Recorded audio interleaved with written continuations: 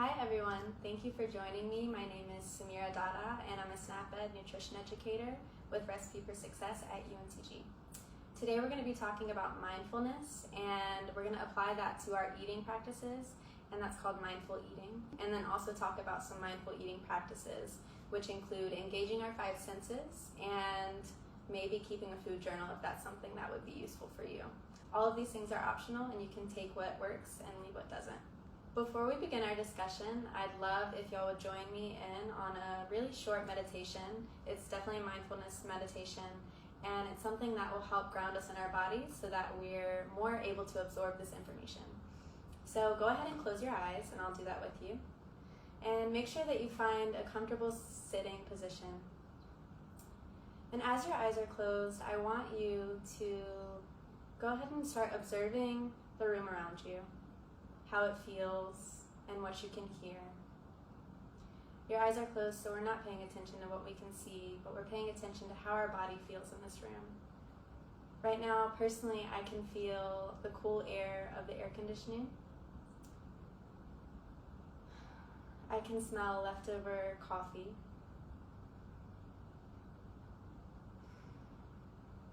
And I can hear the air conditioning as well. It's giving me a nice breeze sound.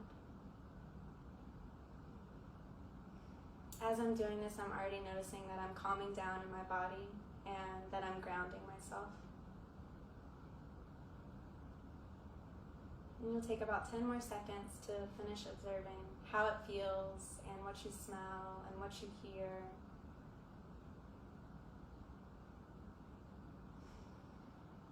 You can take some deep breaths as you're doing this.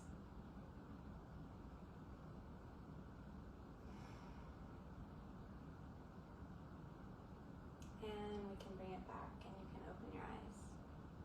Thank you for doing that with me. So the purpose of that is to introduce the idea of engaging our five senses. Mindfulness, just like that meditation brought us to, is a non-judgmental awareness of what's going on around you. And so that means you're aware of the thoughts that are coming up, you're aware of what's happening, but you're not criticizing it. Instead, you're just observing and you're letting it pass. And mindful eating is being aware of your body and the sensations that come with eating food, and being aware of how it makes you feel. So not only your emotions, but how does your body feel? Is it lethargic? Is it energized? Things like that. And when we bring that awareness to our bodies when we're eating, then we're more in tune with our bodies and we understand what's going on and how the foods that we're eating and ingesting truthfully impact us. So the reason that we want to apply these practices to our lives is because we're really used to criticism and judgment with eating, but what we want to do is transform that into a positive relationship. I'd love to go over a couple mindful eating practices so that we can tangibly incorporate this into our lives. So let's walk through the process of engaging our five senses as a mindful eating practice. So the first sense that I'd start with is sight. So you'll pay attention to your food in terms of how it looks. Do you notice any certain colors? Do you notice any certain holes or maybe crevices, things like that that you might not notice if you're just eating really quickly? So after sight, I would move to what does it smell like? So you'll take whatever food that you're eating and you'll bring it close to your nose and you'll smell. Maybe you could close your eyes if it would enhance your sense of smell. And you'll think about any memories associated with that smell. I know that if I'm eating an apple pie and I smell it, I'll think of my grandma's house on Thanksgiving. Maybe some memories like that will come up for you. And after we do sight and smell, we can move to touch. So you'll hold your food and you'll pay attention to the textures. Is it crispy? Is it rough? Is it soft? Maybe if you're feeling the outside of an orange, you'd feel something leathery. And then after touch, we would move to the most fun one in my opinion, which is taste and how it sounds when you're tasting it. So you could either close your eyes or keep your eyes open. I like to close my eyes when I'm doing mindful eating. It really helps to enhance the other senses.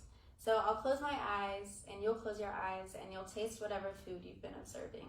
And you'll notice the complexities of flavors and you'll try to think, does this remind me of anything? And you'll just observe what that tastes like. Do you like it? Do you not like it? Is it good to you? Is it bad? You will also pay attention to how it sounds. Is it crunchy? Does it sound like something is snapping? Does it sound kind of gushy or gooey? There are a bunch of different things that you could pay attention to. There are different memories that could pop up. And what we want to do is just remain open to those things as we are practicing mindfulness with that food. So an additional mindful eating practice that you could do is food journaling.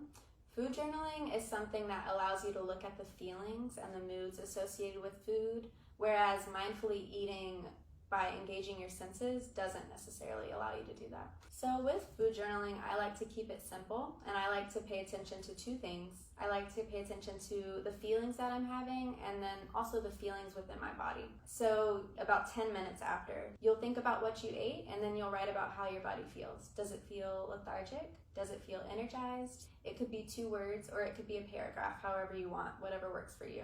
In addition to reflecting 10 minutes after we've eaten, we want to do it about an hour after. This hour allows our body to digest the food, and it allows it to settle in. So now that you have both reflections, you'll want to compare the two. Is anything different, or has it all stayed the same?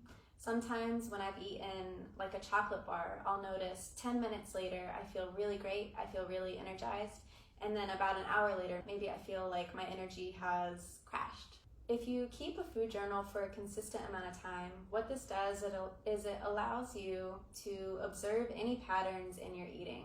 It allows you to observe patterns in the emotions that are tied to certain foods, or the certain body feelings that are tied to certain foods. And once we notice those patterns, it's then in your power to decide whether or not you want to feel those things again.